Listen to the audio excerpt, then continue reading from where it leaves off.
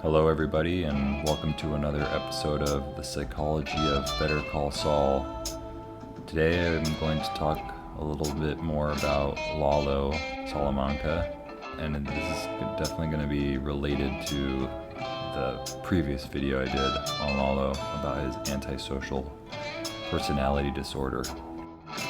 I guess before I start, I want to just respond a little bit to some of the comments and other feedback from that video. Obviously it got a lot of views and had a lot of responses to it. I just feel like this season confirms everything that was talked about in that video. There's no doubt in my mind that this individual is a sociopath and that he corresponds with diagnostic traits for personality disorder.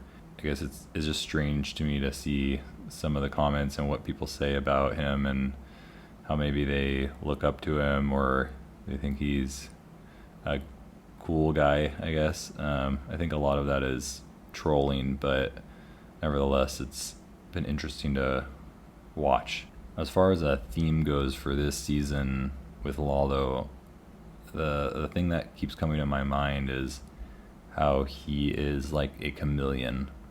And what I mean by that is that he's somebody who is constantly looking to blend in to his environment.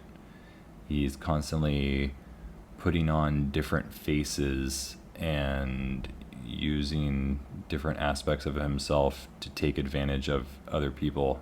So in episode 1, right off the bat, we're being provided more evidence of just how deranged this individual is. We see this couple that he's been taking care of, and he's been helping them to prosper in their lives, and it seems like they have nothing but good things to say about him, and they feel like they can trust him and they know him very well. It's like he has supplied them with everything that they need and given them a good life, but we soon find out that it's all been for selfish reasons, and that he kills both of them, and he ends up using the husband as a decoy body so that everybody thinks he's dead. I believe we can imagine that Lalo had this plan for a very long time in the event that something wrong happened and he had to use these people. And it's just another example of how he doesn't really care about what is going on with other people and what other people have to go through, including their suffering. He's completely driven by his own selfish motivations and is always showing disregard for what other people feel and need in their lives. I can also imagine Lalo seeing people as tools that he can utilize for different purposes. And it's almost as if this couple were a couple tools that he was storing in safekeeping and having them ready for when it was convenient for him to utilize them. Then in the end of the episode, we see him being that chameleon, blending in, making it seem like he's looking to get across the border and talking to the coyotes about his interests and where he's going.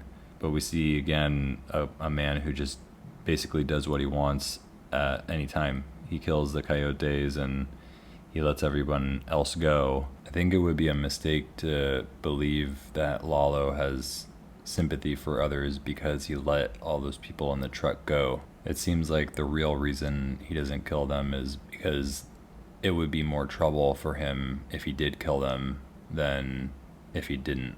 He's more interested in his plans and his long-term goals, and killing all those people would actually hinder him in that process, so he avoids that.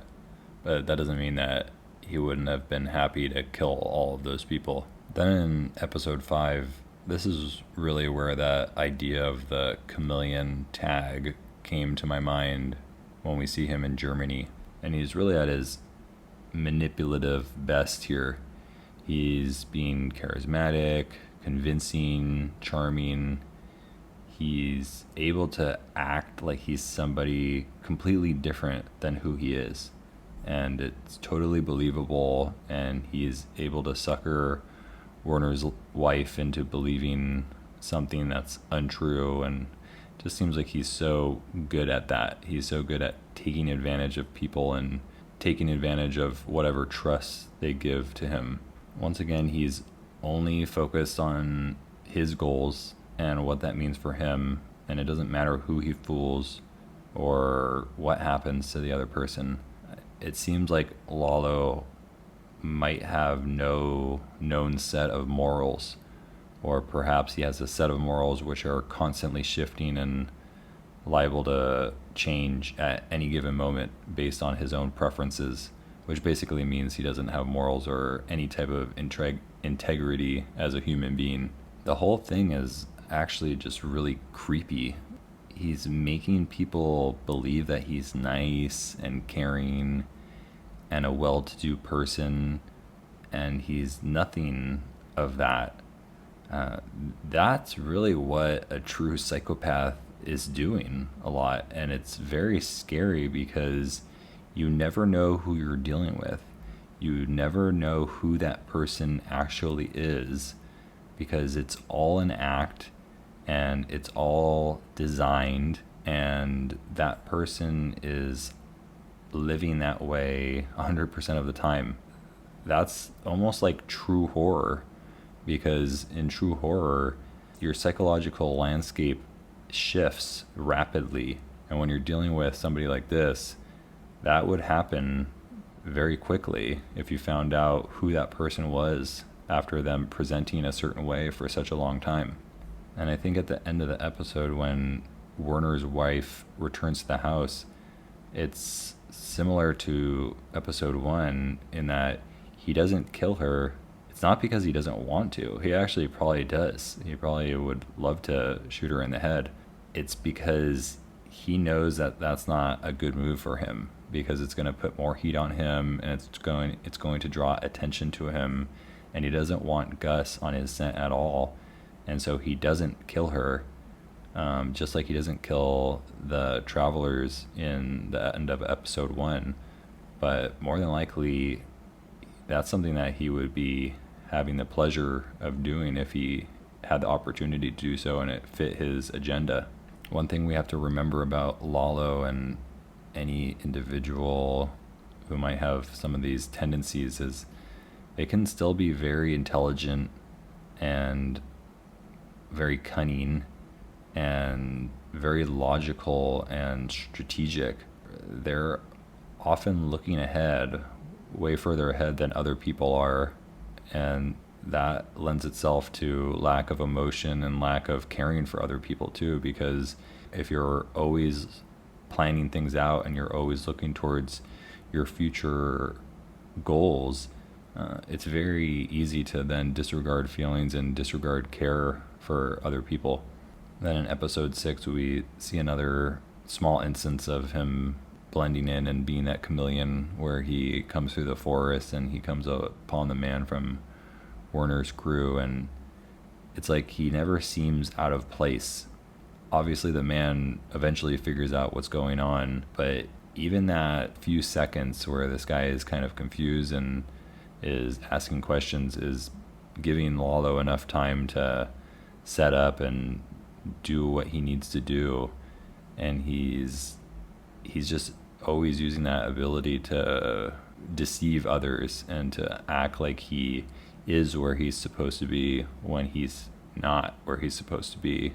Then in episode 7, I think we're seeing another example of the antisocial personality disorder really coming through, in that he seems to be constantly seeking stimulation and something to do. And so we're seeing him staking out the laundromat all night, going to the gas station, sleeping for maybe an hour, getting up and doing this whole thing over again. And it seems like he's entertained by this whole thing, and he's just doing it nonstop. He seems like he's been on a rampage ever since the hacienda was shot up. It seems like he's always being driven by emotional states and pursuing what he wants, and I think those characteristics fit very well with that antisocial type of personality.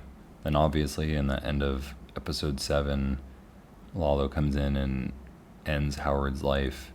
And, a big thing we're talking about in this show is these ideas of personas and true self and pseudo self or whatever it might be. But when Lalo comes in, that's all blown out of the water. You don't have to think about any of that anymore. He is so disordered.